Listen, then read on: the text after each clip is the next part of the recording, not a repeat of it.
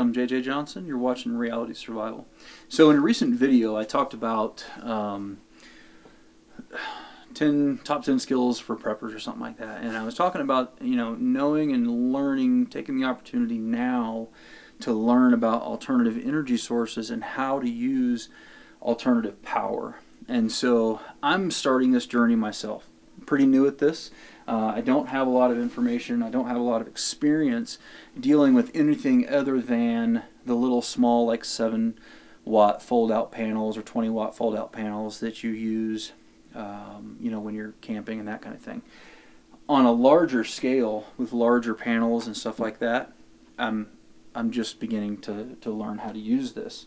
So I'm just going to show you a setup here that isn't actually set up yet. It's not a total kit yet because I don't have it wired and everything, but I'm going to kind of put it together, and I'm just going to kind of show you the components and stuff. Hopefully this will spur some thought for you guys and maybe encourage you to start a project similar to this as well. Now, what is this project used for? What could it be used for? Well, one panel like this, I forget the exact specs on it. Let's see, 127 watts is the maximum power output. It is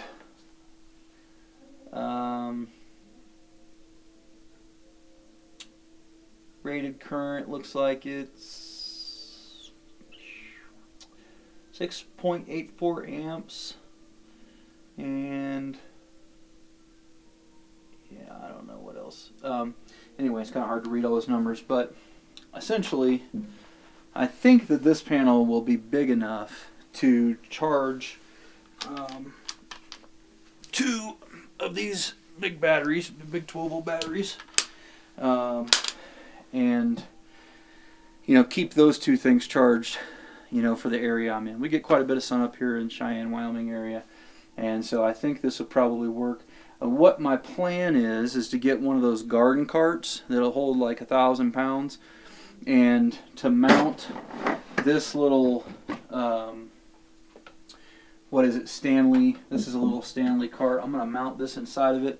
I'll have the batteries and the charge controller and everything inside here, sealed up and essentially waterproof, and then mount that to the bigger cart, and then build a frame off the top of the cart that'll hold this, and it'll be kind of a deal where I can adjust the elevation of it and all that depending on the angle of the sun, and it'll be portable and I can move it. And then I would be able to run small electronics and stuff like that off of the couple of 12-volt batteries for it. Now, I'm certainly not going to be able to run a house. I may have enough to be able to run like a small refrigerator or potentially even a small freezer or something like that. I'll have to do the math on that, which is what I'm not good at, so I'm not even going to try to explain that today. What I'm going to kind of explain here is what my understanding of what the circuit is. So it starts with the panel, and then from the panel you're going to want to run through a breaker. And the reason you want to run through a breaker is because if you're doing anything with the system while the sun is out, it's pushing out voltage no matter what. So you want to be able to shut that off and insulate the panel, keep the panel separate so that no juice is flowing through the system if you're messing with stuff. So from the breaker, then it's going to run to the charge controller, and this is a Schneider Electric charge controller. You want to make sure that you plan ahead and do some research on what kind of charge controller you're going to have versus if it's a 12-volt and a 24-volt system, if you're going to have 1 battery or 4 batteries or all that kind of stuff. There's some thought that has to go into this. So anyway, after the charge controller, then it's going to basically run to the battery, which I showed you just a minute ago. And then from the battery it will run out to some sort of inverter. This is not the inverter that I'm probably going to use, but basically it's going to take 12-volt input and it'll give you out 110 volts. So those are all the major components that I think you need for a very simple a very simple solar power system that'll give you more power than just charging your cell phone. You know, you could definitely probably run, you know, your laptop and some bigger, you know, small electronics on it, LED TVs and stuff like that. Probably, like I said, maybe small appliances. You're not going to be able to do anything like a, you know, like a electric oven or anything like that. Nothing that's producing heat, but it should give you some additional power options for if we're in a situation where we don't have electric grid power all the time. You know, especially like I've talked about in some of the recent videos where, you know, I think that an economic collapse with kind of a long, slow slide where we might see intermittent utility coverage and stuff like that, a setup like this would be pretty good, because then you could have your batteries and stuff, you could hook to a wall charger so that when you do have power, it'll charge the batteries, and then if there's any extended periods, then it could go over to the you know, to the panel for just keeping it maintained, or for charging, you know, if there wasn't the other power. So like I said, I'm not an expert on this. I don't claim to be. I'm just learning about it myself, and I'm just showing you these options here to hopefully get you guys to think about building something along these lines for your location.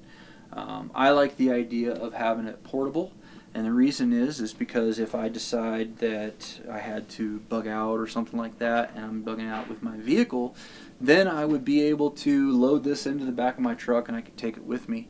And in a remote location, this is going to be more than ample for dealing with stuff that I need to, you know, out in a kind of a remote area. It's not going to be something that you could use as a bug out bag or whatever. But like I said, I would have the wagon. I could throw other stuff with that in there. I could pull it if we needed to. But I'm really more looking at it as a vehicle option, if I was able to get out with the vehicle, you know. So anyhow, guys, just something to spur some thought for you guys, since I talked about it in a recent video. I kind of wanted to show you some of the things, and just the basic components that you need for each one. I don't know what the retail cost of all this stuff is. I got all this stuff off of Facebook Marketplace from a guy out down in northern Denver who has some stuff. So you'd have to kind of do some research and kind of figure out what the prices and stuff are going to be. If I can find anything on Amazon, I'll throw some links, you know, down in the description below. Anyway, guys, if you like videos like this that pertain to wilderness survival, outdoor gear reviews, disaster preparedness, and all that kind of stuff, then I would certainly appreciate it if you click the subscribe button. If you're already subscribed, thank you very much. I appreciate that. And you could click the bell button. That'll give you an email each time we upload, and that would be great. And as always, I definitely appreciate it when you click the thumbs up button, when you share it with your friends on Facebook, Twitter, and Google+. And don't forget to live the 6 Ps. Proper prior preparation prevents poor performance. And let me know in the comments below what you guys have for solar options. Have you considered putting stuff like this together, or what is going to be your plan for that? Alright guys, stay safe and take care.